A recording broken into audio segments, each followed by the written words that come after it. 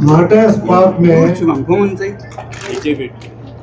ले apex body का बहुत बड़ा एक सर्वधर्म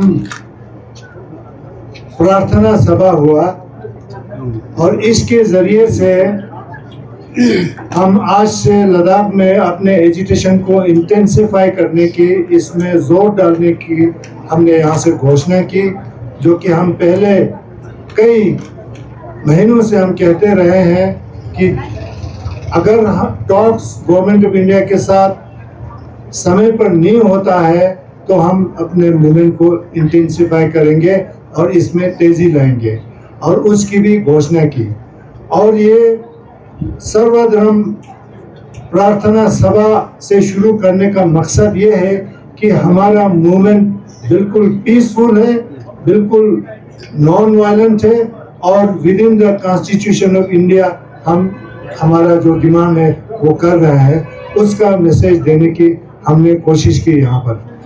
और साथ में कई ज़रूरी अनाउंसमेंट भी यहाँ हुआ, जो कि मैं समझता हूँ सोनम वांगचुक अगर खुद इस चीज़ को कहें तो वो ज़्यादा बेहतर होगा। और आज हमने यहाँ और भी हमने लोगों को ये बताया कि समय समय पर हमारा मूवमेंट कैसे चलेगा, लोगों को क्या करना है, हम लोगों को सूचित करते रहेंगे। और एक हमने मूवमेंट चलाया है, लद्दाख के हर एक गांव में 5-5 एपेक्स बॉडी के मेंबर होंगे, वो हमने ऑलरेडी सेलेक्ट किए हैं, और वो सब भी आज इस सभा में शामिल होने के लिए आए हैं। और वो लोग अपने अपने गांव में हमारा मूवमेंट चलाएगा। हमारे मूवमेंट के बारे में जो लोगों में अगर किसी को समझ में नहीं आता है कि स्टेट रूल क्या है, 6 शेड्यूल क्या है, तो वो 5 लोग गांव के लोगों को समझाएंगे। तो मैं इसके साथ माइक में श्री सोनम वांगचुक को देता हूँ। जी धन्यवाद आपसे शेरिंग दोरजे जी, जो कि ले एपेक्स बॉडी के को चेयरपर्सन हैं। और मैं आप लोगों को सोनम वांगचुक और अभी एपेक्स बॉडी में मेंबर भी रहा हूँ, तो आप लोगों को पहले तो धन्यवाद कहूँगा कि आप लोगों ने लद्दाख में दिलचस्पी ली। तो जैसा कहा है कि लद्दाख के जो केंद्रीय सरकार के साथ बातचीत चल रही थी वो रुक सी गई, लगभग 2 महीने होने को आ रहे हैं। वैसे भी 2-3 ही टॉक्स हुए। पिछले पद यात्रा और अनशन के बाद इतना मेहनत करके हजारों किलोमीटर चल के जब 16 दिन का अनशन करके फिर बातचीत करने की शुरुआत हुई, तो वो 3-4 बार चले, वो भी रोजगार पर। उसके बाद जो असली मुद्दे हैं, जो कि लोकतंत्र की बहाली और संरक्षण 6वें शेड्यूल का है, उसके आते ही इसे रोक दिया गया। एक तो ये मुद्दा वो शायद टालना चाहते थे, और दूसरा उनका था कि सोनम वांगचुक इन टॉक्स में ना आए। मेरे लिए फर्क नहीं पड़ता है, मगर एपेक्स बॉडी के मेंबर्स ये जिद पे थे कि आप नहीं निर्धारित करेंगे कौन टॉक्स में आए, तो इसलिए ये लटका रहा। और अभी क्यों जरूरी है ये बात, वो इसलिए कि अभी आने वाले महीने में अक्टूबर में लद्दाख जो पर्वतीय परिषद है, हिल काउंसिल है, उसके इलेक्शन होने वाले हैं, जो कि बहुत प्रतिष्ठित और प्रेस्टिजियस है लद्दाख में।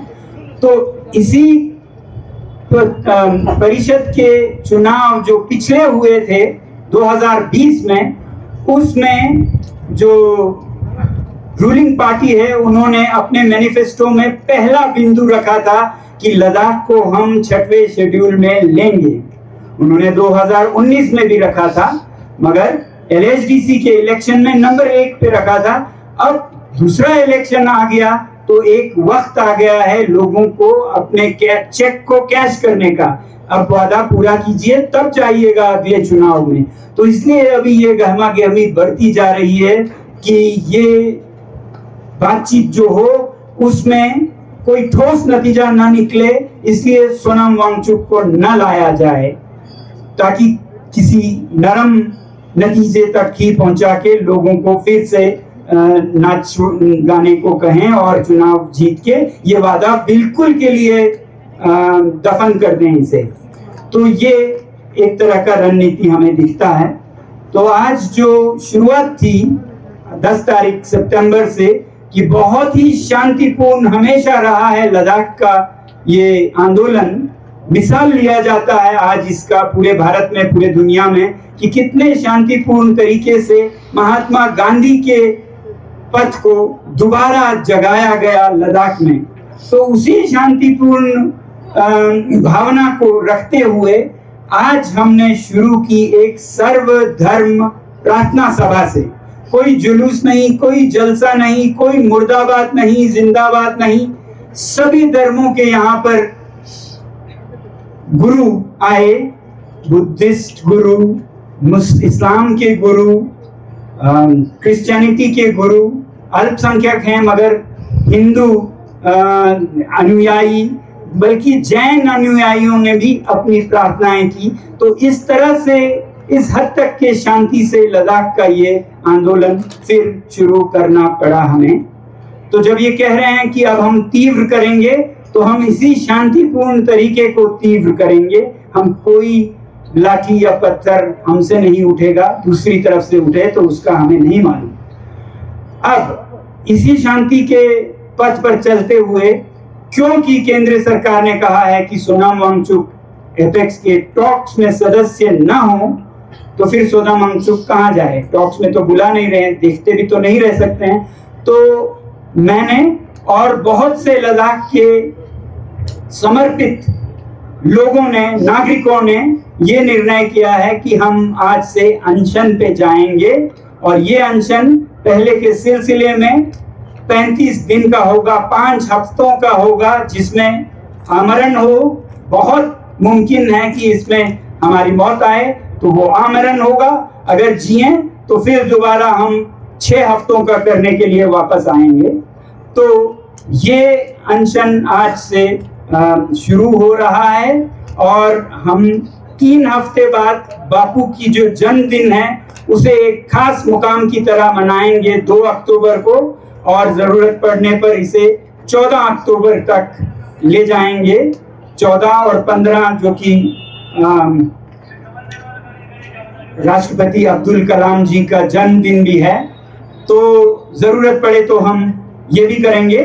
मगर हमें उम्मीद है कि उससे पहले अगर ये बातचीत दोबारा चले तो हमारी मांगे यही हैं कि लद्दाख के एपेक्स बॉडी के साथ बातचीत दोबारा चले और वो नतीजा बख्श हो, वो टाल मटोल के लिए नहीं।